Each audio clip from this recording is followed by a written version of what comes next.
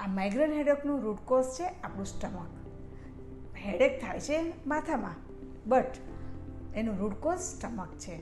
જે વ્યક્તિને digestion issue છે, પિત્ત વધારે છે, પિત્તની સિવિયરિટી વધારે છે, કોન્સ્ટિપેશન રહે છે, વાયુ બને છે બોડીમાં, તો એ ડાયજેશન પ્રોપર નથી થતું આપણા ફૂડનું, અને એમાંથી વાત અને પિત્ત બે દોષો વધે છે. અને એ જ્યારે એનું સ્થાન સંશ્રય જ્યારે માથામાં થાય છે, હેડમાં થાય છે, ત્યારે આ માઇગ્રેન હેડેક ક્રિએટ થતો હોય છે. તો આયુર્વેદમાં એ જમાનામાં કેટલું સૂક્ષ્મ વિચારેલું છે. તમે ખાઓ છો, એનું ડાયજેસ્ટ પ્રોપર નથી થતું, એમાંથી વાતને પિત્ત દોષ વધે છે, અને એનું સ્થાન સંશ્રય હેડેક માથામાં થાય છે, અને એમાંથી માઇગ્રેન હેડેક થાય છે. તો દુખાવો અહીંયા થાય છે, એનું રૂટ છે આપણું સ્ટમક, આપણું પેટ. તો આ રીતે સૂક્ષ્મ વિચાર કરેલો છે આયુર્વેદમાં. તો માઇગ્રેન હેડેકને આપણે